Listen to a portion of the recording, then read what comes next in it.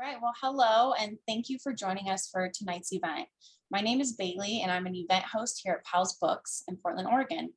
Before we begin, I want to encourage you to check out our lineup of upcoming virtual and in-person events by visiting our website at pals.com and clicking on the events tab at the top of the page. Please remember to follow us on our various social media channels, such as Twitter, Facebook, and Instagram. Additionally, you may sign up for our weekly events email at pals.com. Tonight, we are very honored to welcome author Kit Mayquist in conversation with Hannah Whitten to discuss Kit's debut novel, Tripping Arcadia. Tripping Arcadia is an atmospheric modern Gothic with all the splendor of the Great Gatsby and all the secrets, lies, and darkness that opulence can hide. Med school dropout Lena is desperate for a job, any job, to help her parents who are approaching bankruptcy after her father was injured and laid off nearly simultaneously. So when she is offered a position against all odds, working for one of Boston's most elite families, the illustrious and secretive Verdeaus, she knows she must accept it, no matter how bizarre the interview or how vague the job description. By day, she is an assistant to the family doctor and his charge, Jonathan, the sickly, poetic, drunken heir to the family empire, who is difficult as his illness is mysterious. By night, Lena discovers the more sinister side of the family as she works overtime at their lavish parties, helping to hide their self-destructive tendencies and trying not to fall for Jonathan's alluring sister, Audrey. But when she stumbles upon the knowledge that the Verdeau patriarch is the one responsible for the ruin of her own family, Lena vows to get revenge. Kit is joining us from Boston, Massachusetts, and will be in conversation with Hannah Whitten, the author of For the Wolf, as well as the upcoming novels For the Throne and The Foxglove King. She is calling in from Nashville, Tennessee, where she currently resides. This evening's event will also include a Q&A. Please use the Q&A button located at the bottom of your screen if you'd like to ask a question at any time. If someone has already typed a question that you'd also like to know the answer to, you can also upvote that question. Perhaps most importantly, please consider supporting Kit, Hannah, and Pals by purchasing a copy of Tripping Arcadia and For the Wolf. Keep an eye out in the chat where I will be sharing links to purchase these books. Let's all give a warm virtual welcome to Kit Mayquist and Hannah Whitten. Thank you so much. Yeah, thank you. Hi, Kit. Hi, Hannah. I'm really excited to be here to celebrate you and this book, and this is very, very fun. Yeah. And I pre-ordered 2 copies because I think I pre-ordered one like whenever they were first live, and then I pre-ordered another one just because I was like, I want to make sure that I have one, and now I have 2. So and it's double the support. Pretty. Yeah. Very nice. I have mine right here, just keeping me company along with the skull. I don't know if the skull is viewable, but we know it's there spiritually. There he is. Yeah. Keeping it goth. You got to keep it goth. Keep it on brand. Keep it gay, keep it goth. Sorry. So, Tripping Arcadia, let's talk about it. So, yes. It's a dark academia, kind of in the same vein as like The Secret History, Brideshead Revisited, but extremely unique in that instead of kind of taking place while the academia is occurring, it is Lena's kind of like an academic interrupted. She's it's not happening while she's within like hallowed halls or anything. It's after she's been forced to leave. Right. And I was wondering, whether that was kind of like there at the conception of the idea, if that was like what you wanted to be writing about, and whether working with like dark academia from that perspective may have changed your perspective on some of those other like key texts in the genre or made you look at it any differently. Sure. Yeah. I mean, I think I love dark academia. Like that's that's a given. I was there in the Tumblr days a decade ago. I was about to say, I remember you telling like me that time that you were like one of the greats in the Tumblr decade. I was there when it was written. No, not when it was written, but but I've always kind of been, for as much as I loved that kind of genre, I was always frustrated because one of my favorite parts of the genre were kind of like those really messy epilogues, that like what happened after all of this, Mhm. and like show me them when their lives are ruined 10 years later. Show me like what happens when they leave the protection of these halls. Because if it's messy when you're in the ivory tower, like I don't want to know what your life is like outside of it, you know. Yeah. So just kind of thinking and craving stories about what happens with those people, like the dark academia type characters, when you take them outside of that academic context. And for someone like Lena, she's removed from it, but still, I think, views the world through that lens. There's a very kind of romantic lens that she views things from. She dropped out of med school for reasons, and went for kind of like this retreat, but also like an internship educational retreat, I guess, with her aunt in Italy. And there's a lot of romanticism factor to that. But I think she's definitely a bitter post-academic. And I wanted to write a book that felt like dark academia, but for what happens when you're not in academia anymore. Yeah. That was, I really enjoyed, like, that's a perspective that you don't get very often, but one that is far more accessible to people, I think, especially like whenever you've got student debt and stuff like that, that like Lena Yeah. deals with, of you get out of what you wanted to be in, and people don't necessarily kind of think forward to what your life is going to look like whenever you are no longer doing the academia thing. Yeah. Yeah. So it was Sometimes kind of poison. harrowing, kind of in that way, where it's like, oh God. Yeah. And something else that the book deals really frankly with, that is kind of a common criticism of dark academia, is it really has a critical eye toward like class and privilege, and Mhm. how those things play into the dark academia genre as a whole. But Lena is very cognizant of those things, and ends up kind of being a fish out of water Mhm. with the Verdeaus, and having to figure out how to navigate that.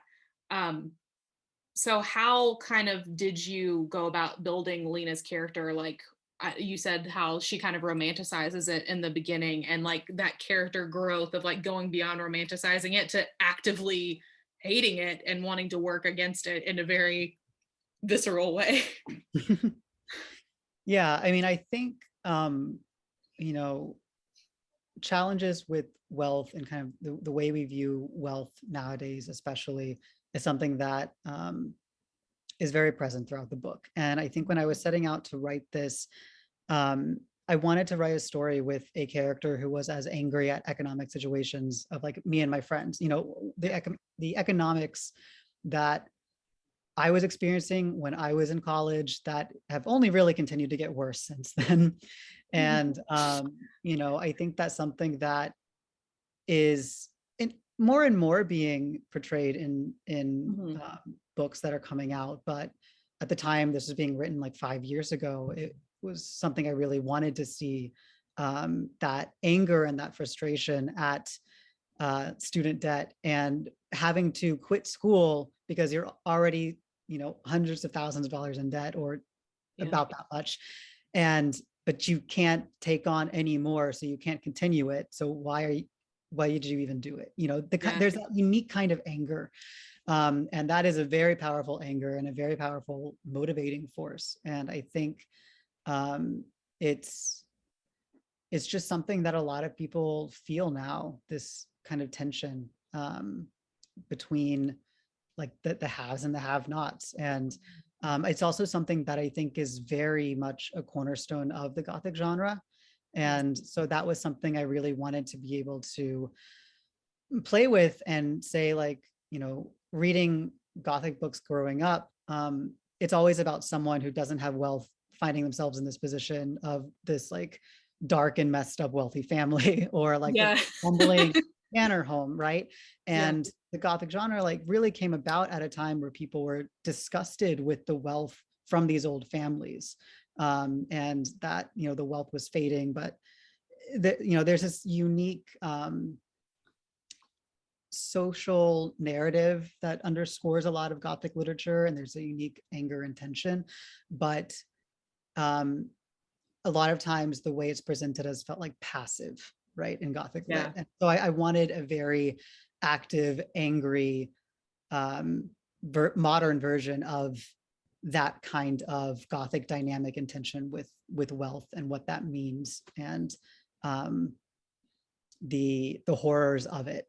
And I think wealth in Tripping Arcadia is portrayed as a very grotesque thing, even though it's something that Lena, at different points in the book, is still tempted by. Even though she's horrified by it, she still gets pulled into it. And I think like one of the things that I'm always kind of thinking about is like, okay, we always want to see like the billionaire crying in the middle of the street, stripped of all their money, but we want to be the ones to take that money from them, right? So that kind of tension is something that Lena wrestles with during the book as well. Yeah, like with you were talking about like crumbling manners and stuff like that. You did something really interesting with the character of Jonathan, where with like classic Gothic, it's all very like metaphorical with settings, kind of, where it's like, okay, here's this crumbling, decrepit house that is a metaphor for like the interiors of the people who live within it. But then Jonathan, like his actual body is failing, like he is the one getting sick, and it is directly caused by the grotesquerie of this wealth. And that's not a question, that's just me gushing and being like, that was Jonathan really cool. is I really the liked house. it. The house is him. Yeah. He is the house. Yeah. Okay, so going kind of talking more about that Gothic stuff. So the romance in Tripping Arcadia between Lena and Audrey is very much a Gothic romance. Like it's very fraught right from the start, like up to the end. Like it's not like, it's never super straightforward or like everything's fine now. And I know how much like a book changes whenever you revise, like whenever you go from the initial idea to the finished product. So because of like how subtle and messy their romance was, I was curious if that's how you wanted it, like from the initial conception of the idea, or if that's something that kind of like morphed as you got more into the book and more into what you wanted to say. Yeah, I think their romantic arc was always the way it was going to be. I like a good kind of messy romantic arc. I think I love something that's not straightforward, and where you have these points where it's like, will they, won't they, but then you get like 6 of them, but they're not like all dramatic. They're just like, I don't like why you said that thing, so now I don't know if I ship you anymore. But like, so I like, because that's life, that's kind of and when you're in a Gothic, like you don't know who to trust. You don't know, they don't know how to trust you.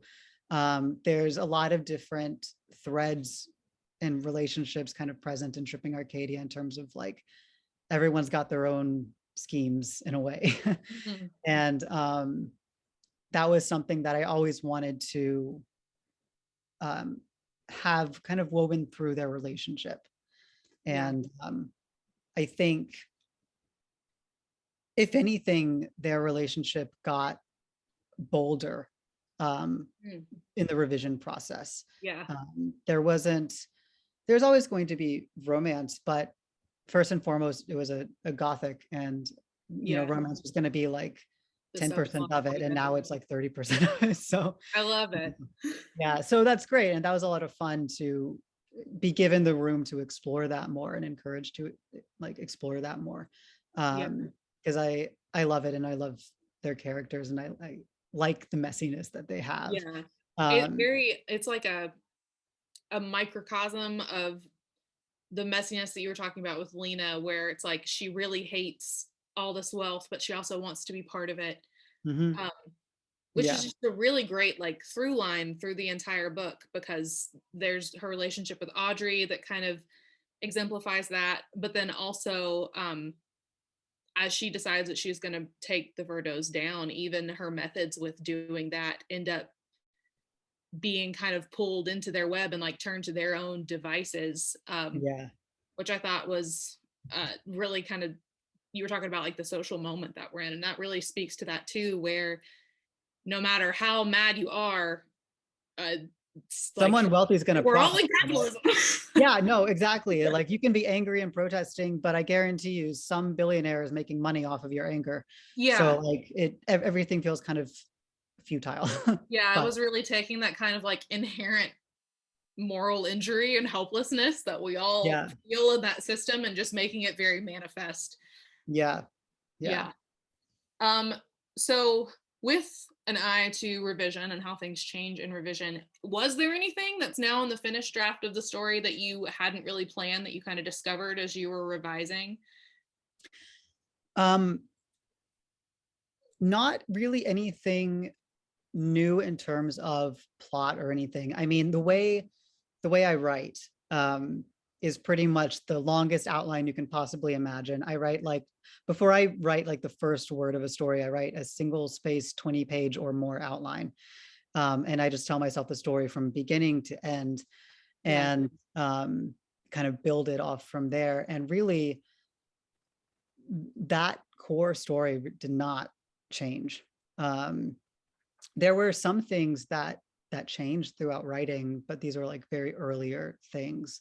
Like for example, when I first was like laying there like sick on a friend's couch, and this is like how I conceived of Tripping Arcadia, was I was like on leave from graduate program and like couch surfing and on a friend's couch recovering, and like on bed rest basically, and I couldn't think of like anything to read, and I just thought of this horrifying party scene. I was like, I want like a really deadly Gatsby party.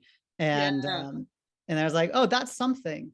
And basically laid there for like 8 hours just telling myself like the story from that, and then telling it to me again. Really and kind of woke up from that haze and wrote a 20-page outline of just the story again. And but in that very original thing, Lena was going to be a guy. So and the main romance was going to be with Jonathan. And I love Jonathan. Jonathan was written to my exact specifications. This is an aside, but yeah.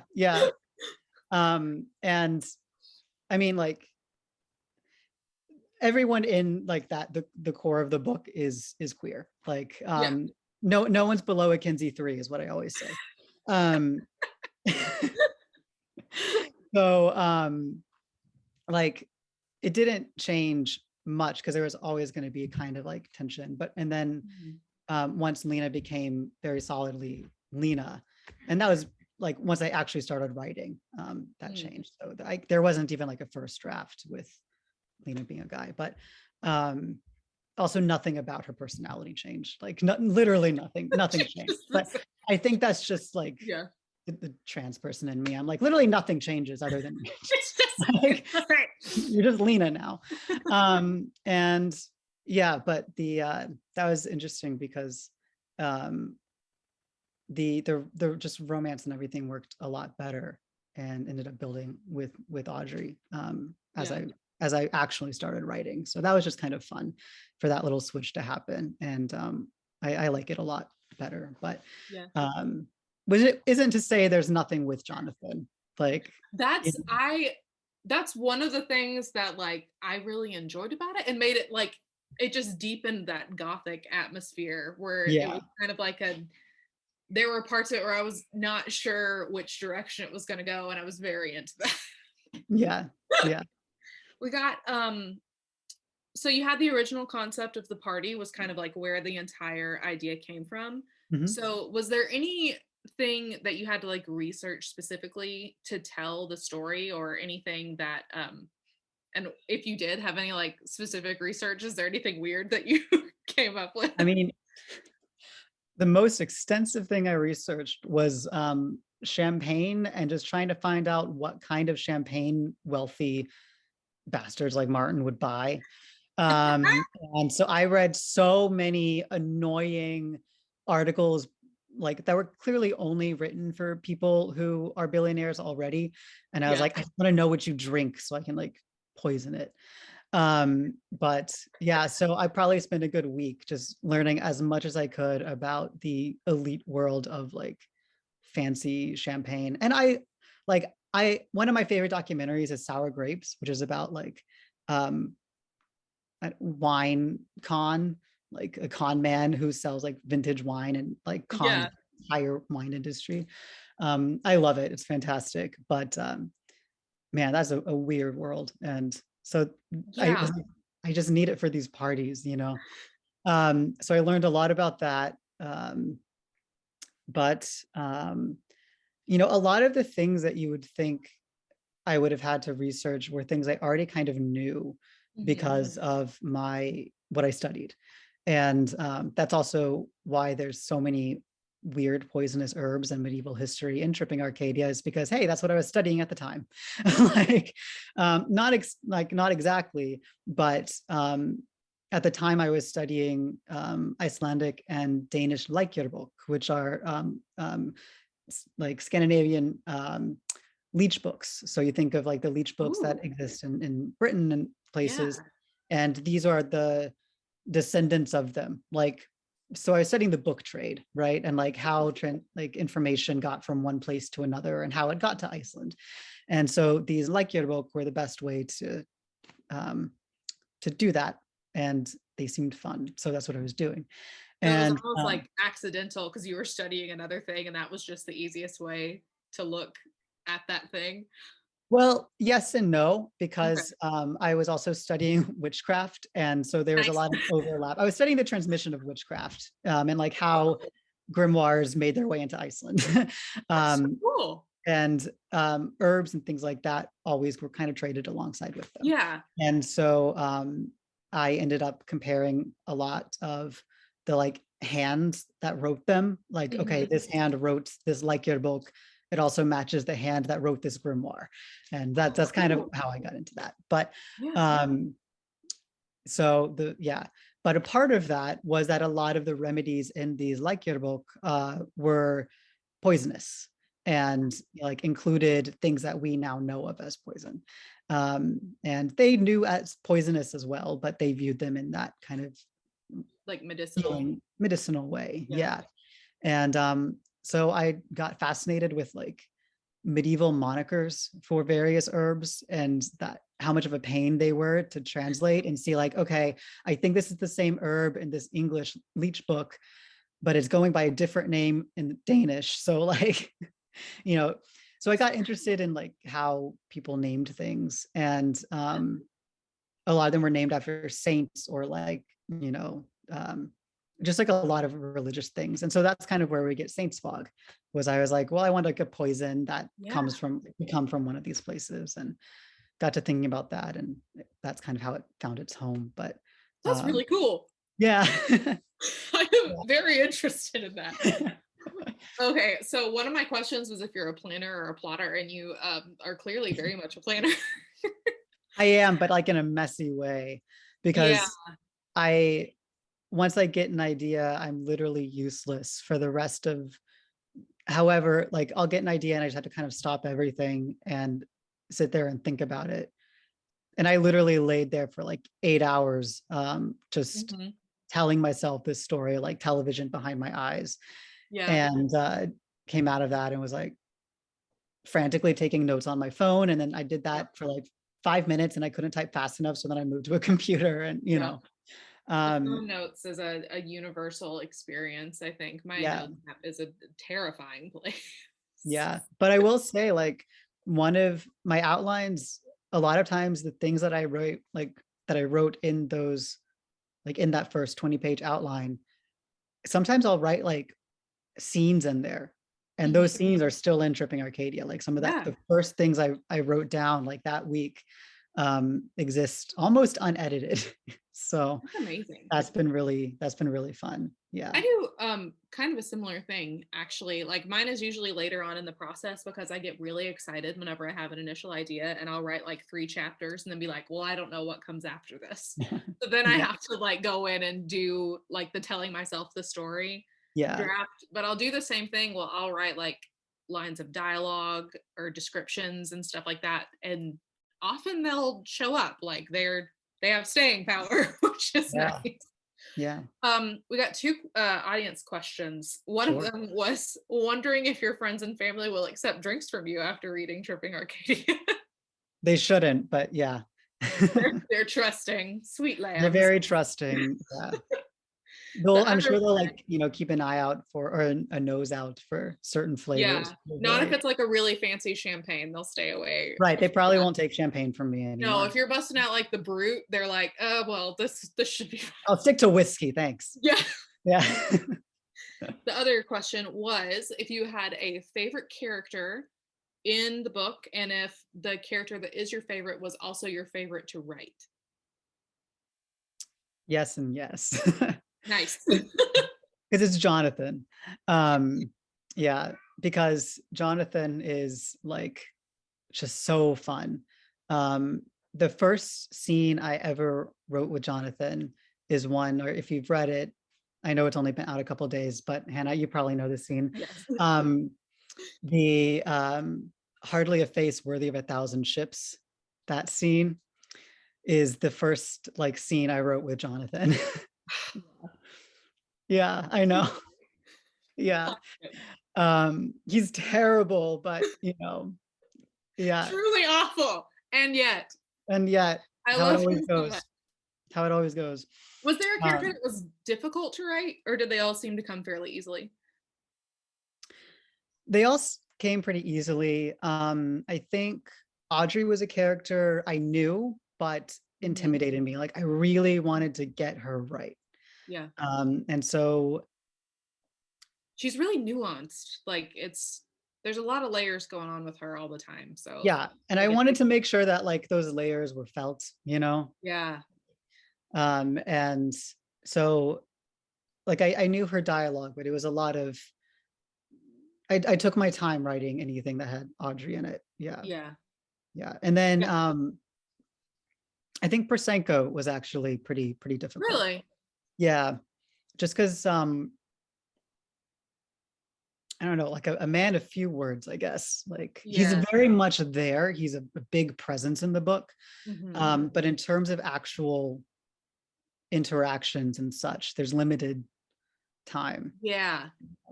Yeah. So he's just kind of like looming large. Those are hard. Yeah. You did an excellent job. They're very hard. Okay, let me look over here. I have all my questions pulled up. Okay, so Tripping Arcadia, modernized Gothic. Tell me about your favorite Gothic classics, and like if you were going to have a prime, like not even just books, like if you were going to sit somebody down and be like, here is your intro to the Gothic, here's some movies, here's some books, here's like paintings you should look at. Oh no. Gosh, I mean, I'm a big fan of like VC Andrews, anything by VC Andrews. Yeah.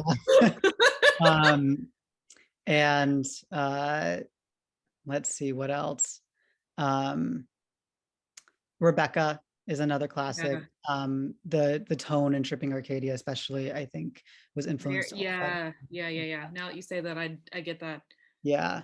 But I mean, I would be a terrible teacher if I like had to sit someone down and be like, here's your introduction. Be like, I'm the messiest gothicist you would probably ever meet, because I'm like, Brideshead Revisited is a Gothic, and everyone's like, it is not. And I'm like, I declare that it is. Tell me what makes it not one. So you can't. So yeah, so I mean, honestly, like Brideshead Revisited is one that I would also recommend. And I think, I mean, movie wise, Crimson Peak. There's you gotta, yeah. You simply gotta. You gotta. I need to rewatch that now that it's on Netflix. Yes. I haven't in a while. I don't want to say the last time I've seen it. It's too recent. It was it reveals right too I much. logged onto this Zoom call. Reveals too much.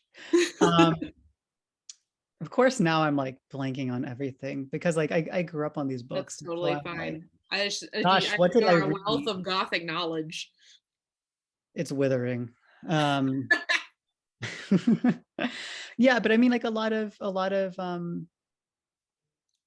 do you have any we gotta another question that came All of in. the Gothic monster books I read too. Like, shout out to those. Yeah. Do you have any favorites that have come out of like the modern Gothic revival that we're seeing happening? Yeah, I mean, honestly, I always say like I owe a lot to Mexican Gothic, and I don't think Tripping Arcadia would have like been granted space on a shelf were it not for the tremendous success and kind of heavy lifting that Mexican Gothic has done for revitalizing the genre.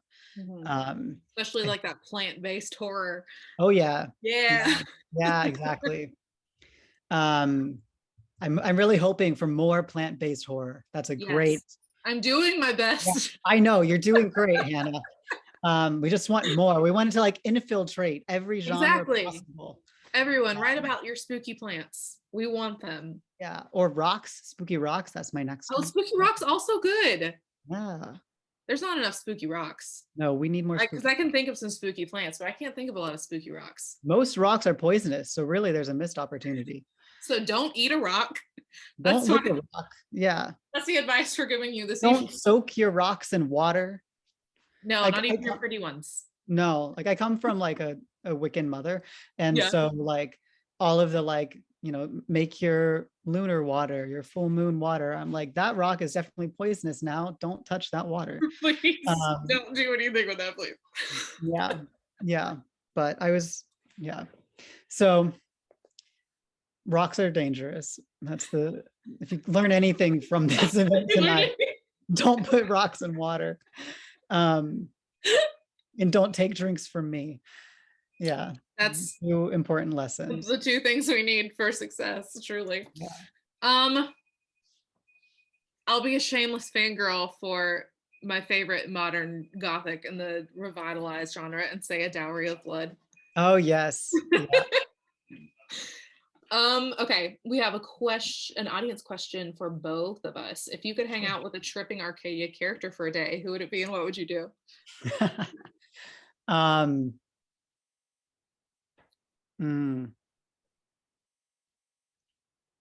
It's on. I have to say Jonathan. Like, probably would not like survive, or I would end up crying or something. But like, both of us would end up crying. We just go cry in the greenhouse. Yeah, I mean, what else is a greenhouse for, really? Emotionally, it's for crying. So, fun story. This is how I got my agent, and this is how this whole thing came to be. It was like the darkness of the night. I had just received like the final rejection, and I was like, I give up writing. I'm never gonna get this book out. I'm just gonna like cry and self-publish it in like 3 years. Yeah, I was like this close. I was like, I am done. And I tweeted like around midnight. I was like, okay, final call. Any agents out there who want sad boys crying in greenhouses?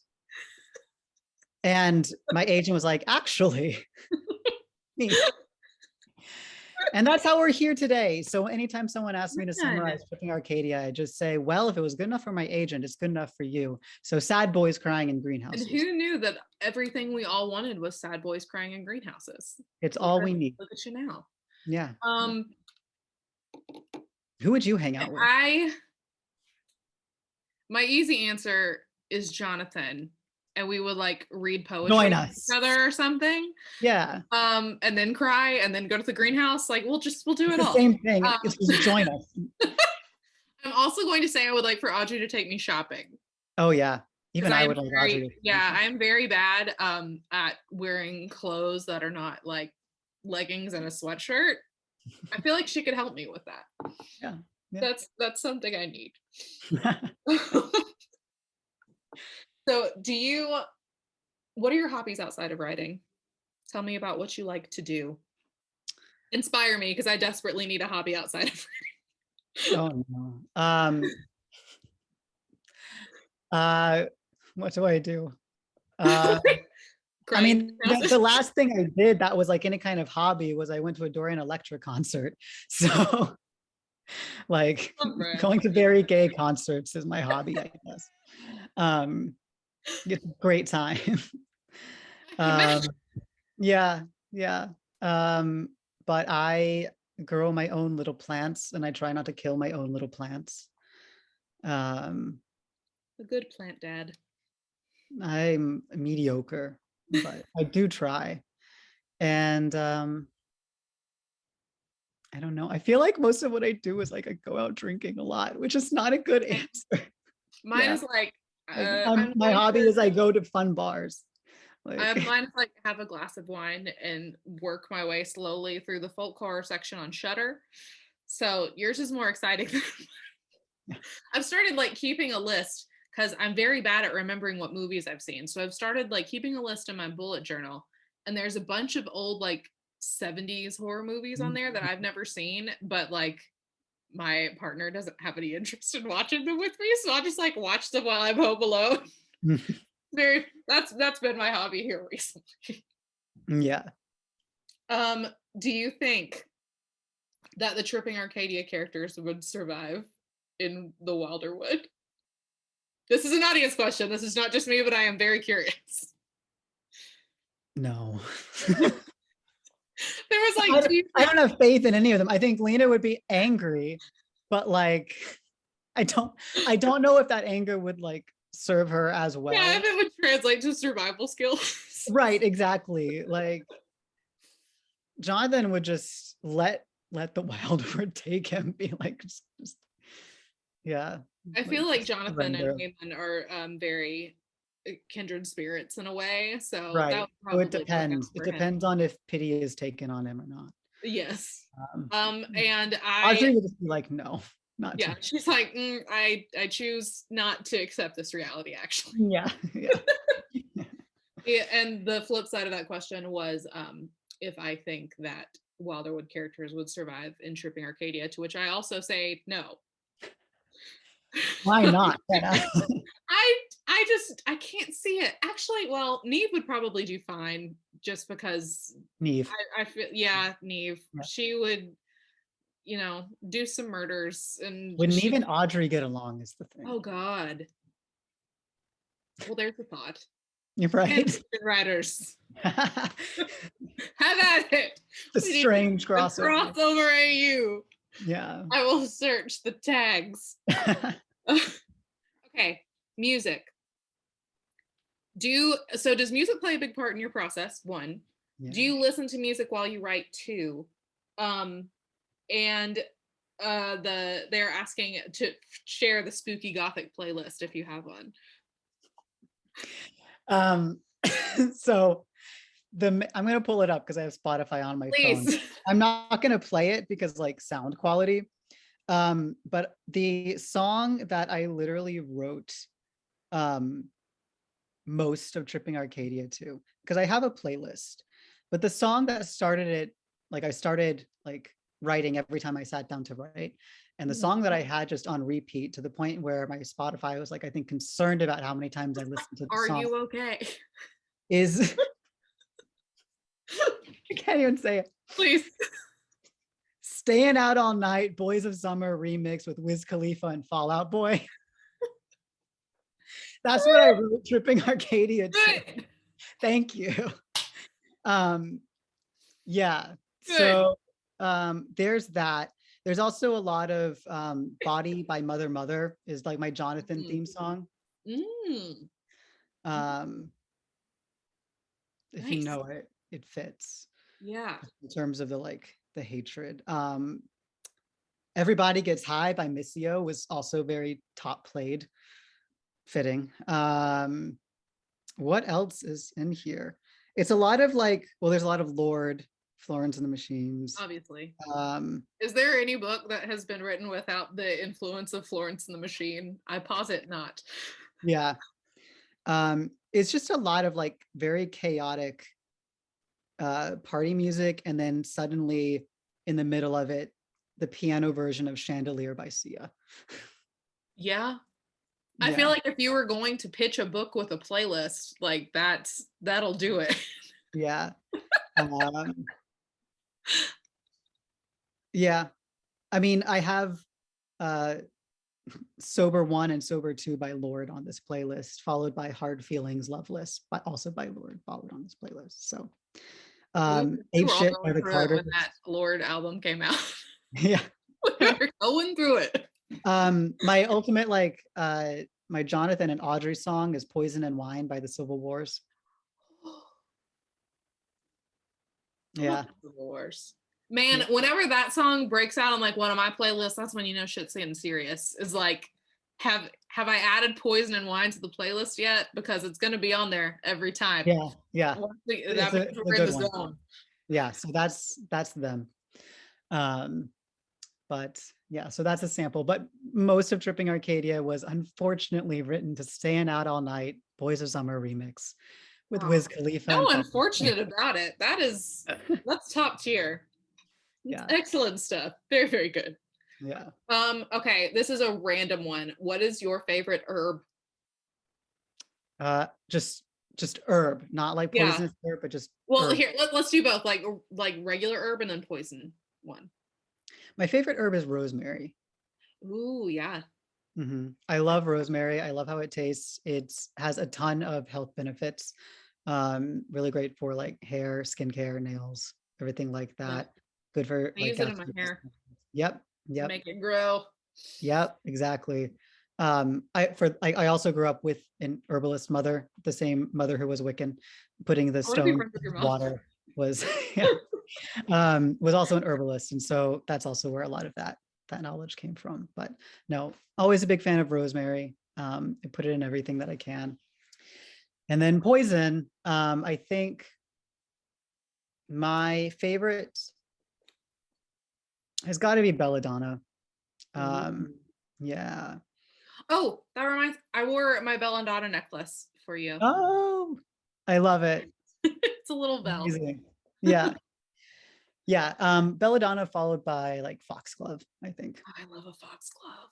Yeah. But I love planted outside my fence.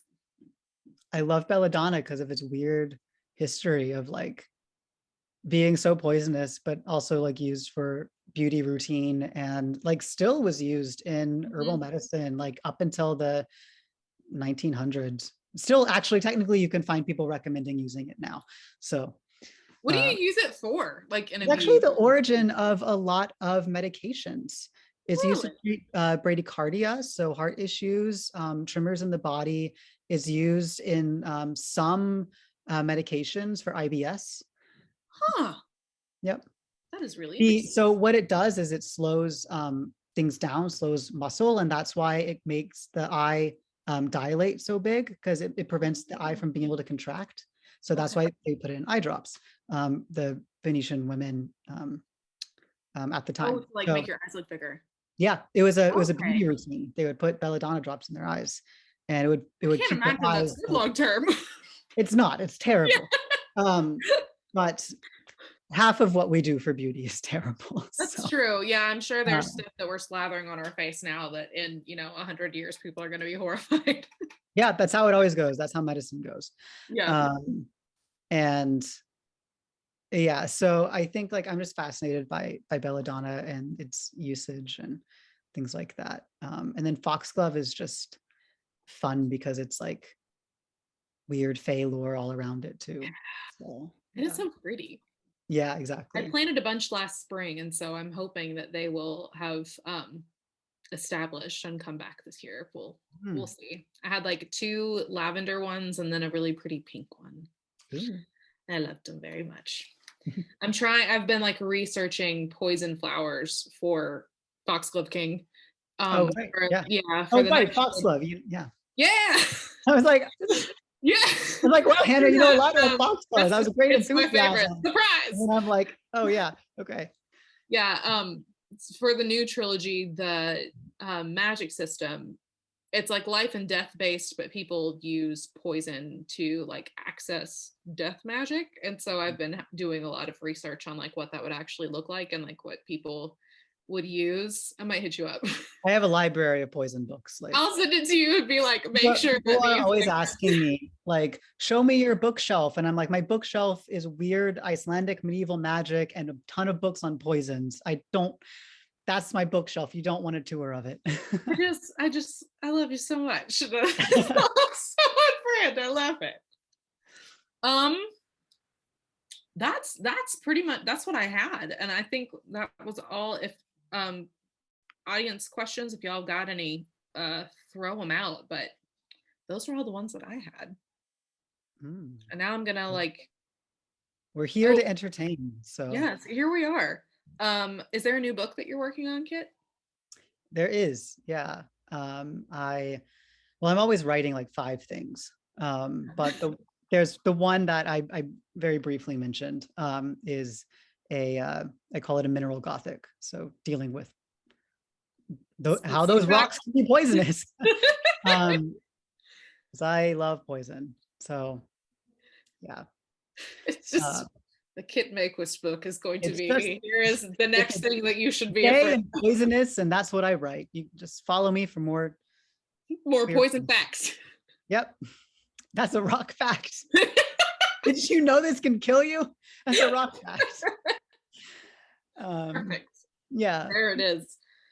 Would you want to go to an Arrow's Edge party as a fly on the wall or a participant? Oh, hell yeah. Yeah, same. Yeah. I would attend. Probably more like fly on the wall, just because like I would talk a big game until I got there and be like, oh no, I can't.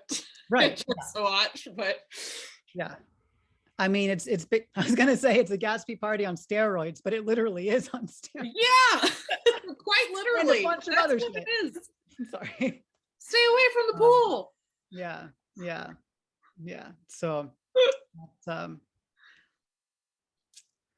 that's an Arrow's Edge party. They're fun until they're not. Yeah. And that's when Lena comes in. Yeah, they're fun until like most parties are fun until they're not, but Arrow's Edge really just takes it that one step further. It makes it really special. A couple of steps.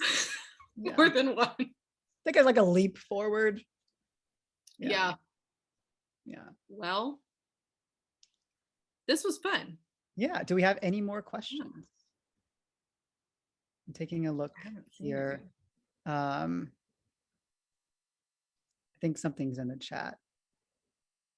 Oh. What's been your favorite part of the debut process? Or what would be your author dream for the book, knowing there's fic, art, etc. I think for me, like honestly, my favorite part of debuting has just been finally being able to share the story, because ultimately Tripping Arcadia began as a very self-indulgent thing. My cat is creeping in.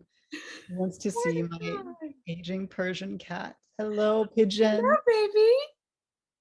This is Pigeon. Oh, Pigeon. Yeah, this is Pigeon. He's a 15-year-old Persian cat with one tooth and a very grumpy face. I love him. And he's just, I think, fascinated by your pink hair, Hannah. He's glowering at me. Right. Well, he doesn't do much more than glower. I mean, I can relate to that. What was I saying? My favorite part of the debut process it's literally been just taking this very self-indulgent story that I use to entertain myself at a very low point in my life. Mm-hmm. And making having worked to make something of it and, see people believe in it. But I think finally being able to share that story with other people. And I think it's been really great seeing people identify with Lena and that anger and finally being represented in that way, in terms of being it articulated. Yeah. I think so. Seeing the story end up in the hands of people who needed a story like that has just been great, and it's just been wonderful to be able to share that. And at the end of the day, I just want to write things that entertain people. Mm-hmm. And so if people are being entertained, if they enjoy it, then that's the best thing. It could be like a brain escape for a minute. Mm-hmm. That's the goal. I was recently alerted to the fact that there was For the Wolf fan fiction on Archive of Our Own, and lost my cool. I was extremely excited. Yeah. I'm always author dream question in there. Yeah. Well, because it's so fun. I would never read it for Tripping Arcadia, but I'm not gonna go read it, but just knowing that it's there. I love the fact that people can be so inspired or resonate with the character so much that they want to continue the story on. Yeah. I think that's one of the best. Thank you. Yeah. The other thing, so I love fan fiction, but I'm a huge fan of art or anything creative. I love really anytime people can take something that has like lingered in their minds and like be able to explore it or do something with it in a creative way, like mood boards or love a mood board, fan art, or like, yeah, like any way you can like be creative and engage with a medium that means something to you is brilliant. I think it's one of just fantastic. It's really cool to see people take like something like a book like that's written in one medium and then be inspired to create something completely different out of it. Like whenever people make like candles and stuff, it's wild. I love it. Yeah. So yeah, really any kind of creative thing is phenomenal. Yeah. It gets you right in the heart place. It really does. It really does. Well, if there's, I'm gonna put out one last call for questions for a second. What's your favorite rock? Malachite. That's a me question, not an audience question. Malachite, followed by fluorite. Ooh, I have a big old chunk of fluorite in my kitchen right now. I love fluorite. Another one, never put it in water. Never put malachite in water. I will not do that. Yeah. I try not to put any of mine in water just because I'm not sure which ones are going to be like. General rule, don't put rocks in water. There we and here we go back. See? Yep. Already applicable to my life. Yeah. But especially don't put malachite in water. Okay. I will note that. Genuinely, I think my favorite is moonstone. I wear a lot of moonstone. I wear a lot of labradorite, which is the darker. Oh yeah. Moonstone. I used to wear more of it, and I still have some pieces, and I haven't really gravitated toward them lately. I love a moonstone. I love a smoky quartz. Yeah, a shiny stone. What champagne do you buy for yourself? I'm actually not a big champagne person. I'm more of a wine person. Yeah. I love a good jammy red. I love Cabernet Sauvignon. My favorite wine is actually Muscadet, which is not Moscato. Muscadet is like a very, very dry, very salty. It tastes like licking a rock, but as a wine. I'm interested. Apparently, I'm very rock obsessed, but crave that mineral for another mean. Oh God. Yeah. So. Nice. Yeah, but Muscadet is nice. I recommend it. It's usually really cheap. You can get it for like $4 at Trader Joe's. I'm gonna try that. Yeah. Because I too would like to lick a rock. So. Well, that's what Muscadet is for. It's serving those of us who would like to lick a rock, but know better than to put one in our water. Okay, I see a question here that's hilarious. Astrology signs for Lena, Jonathan, and Audrey. Lay them on me. Oh gosh. So like I love astrology. I do astrological readings for friends and everything. Very big into it.